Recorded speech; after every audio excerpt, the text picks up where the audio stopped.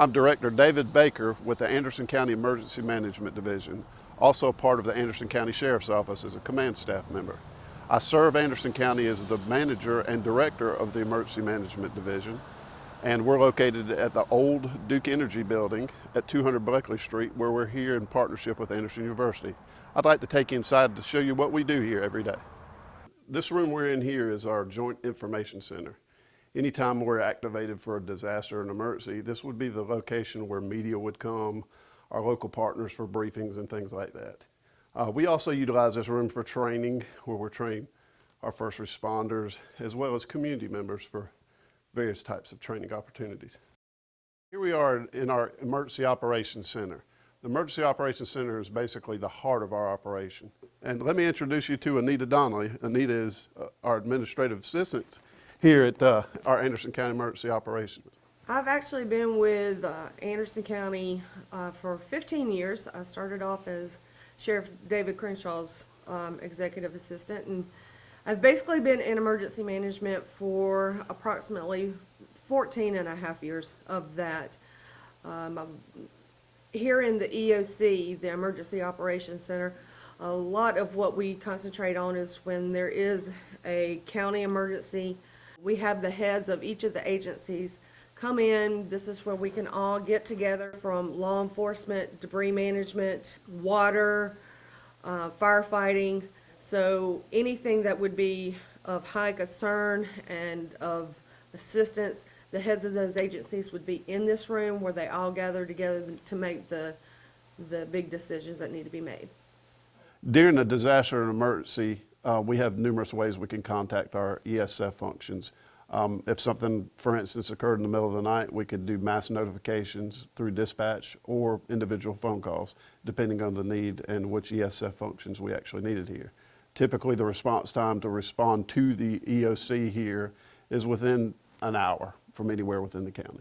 During this particular pandemic with the coronavirus, I am making sure all the paperwork is in place, go back to the federal government for what supplies we are asking for. In regards to supplies, this is not just a local issue or just a state of South Carolina issue. It's a nationwide and worldwide issue. There's only so many manufacturers for personal protective equipment, such as masks and gloves and gowns and things that are very important to have.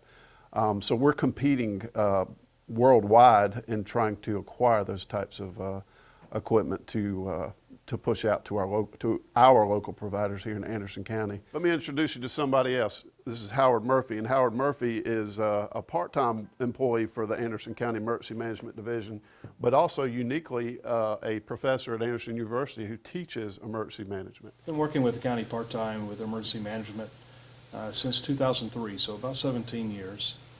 And I work in planning, training, exercising, developing exercises, developing plans like influenza plan, other logistics plans, debris management plans, the emergency operations plan, as well as all the emergency support function annexes.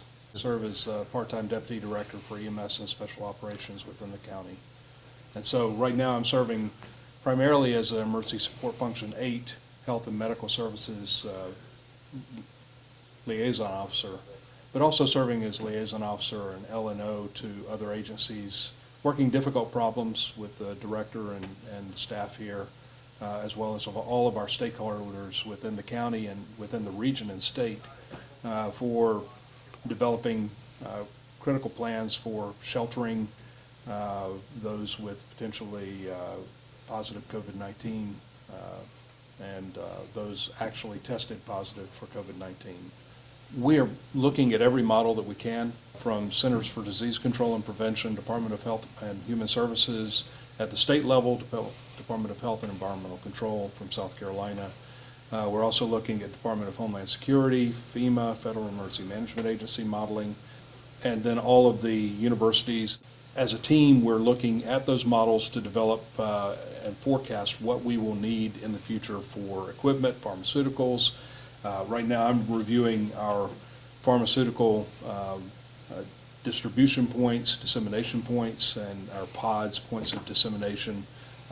We're prepping for that, and this could go on into the summer but it really depends on the actions of the local citizens and residents of South Carolina and maintaining the safe distances and doing what they're supposed to do as far as caring for themselves, their family members, and in doing so, caring for the community. Acting as if you are COVID-19 positive and can spread the disease. If we treat each other with that type of care, then we will be able to flatten that peak that Dr. Birx and Dr. Fauci and all those in the White House are talking about, so that we can lessen the problem, lessen the damage, and shorten the duration of this pandemic. I want to introduce you to another member of our staff. This is Stephen Combs. Stephen is our PIO, or Public Information Officer, and he's responsible daily for putting out the correct information, and the PIO creed is the right information at the right time to the right population. So I joined Anderson County Emergency Management in 2015, came on part-time and did some media work. Since that time, I've gone through federal training to become a federally trained public information officer, and have done a number of deployments to the state EMD and assisted other counties when disasters strike. My responsibilities as they fall with respect to public information, my goal is to get the right information to the right people at the right time so that they can make an informed decision for themselves and their family. We monitor weather, we monitor news reports, we're constantly keeping track of social media posts and ensuring that the public has the information that they need in a timely manner so that they can make a decision for life safety measures. And so we want to encourage all of our viewers to be sure that they go out to official verified sources of information, the National Weather Service, the South Carolina Emergency Management Division, Department of Health and Environmental Control, places that we know that the facts have been checked, the information that's out there is accurate and timely, and it doesn't just come from your next door neighbor or somebody else who may be repeating a message that they heard from their friend who heard it from another friend and so forth. We appreciate you coming in and taking a look at us here at our Emergency Operations Center. Today, you saw part of my staff, and because we are in the middle of a crisis, we're doing what's called continuity of operations, and that's where half of my staff is off while the other half's here working, so that we could stay healthy and safe and continue to provide services to Anderson County. On a day-to-day basis, my staff is usually myself and 4 other people. You heard us earlier talking about our 26 different emergency support functions which come into the EOC. On the day-to-day basis, and even during events like this right now, we may wear multiple hats other than just our normal job. You know, we're doing social distancing, and it's important for us, in order to provide services to Anderson County, the need for them to be here at this time in the EOC is not necessary if we can effectively communicate while they're out doing what they do. Our day-to-day jobs don't stop, even though we're in the middle of a crisis. We're still going through the reimbursement process from the floods. We're seeking $1.5 to almost $2 million in reimbursement costs that we certainly qualify for. So those jobs don't stop for us. And what I think is very important for everybody else is your lives aren't stopping either.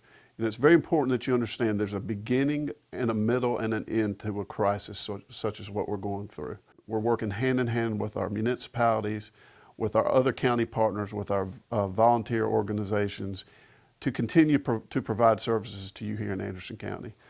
Together, we communicate. We started the planning process for this event together. We're responding together, and we will absolutely recover together.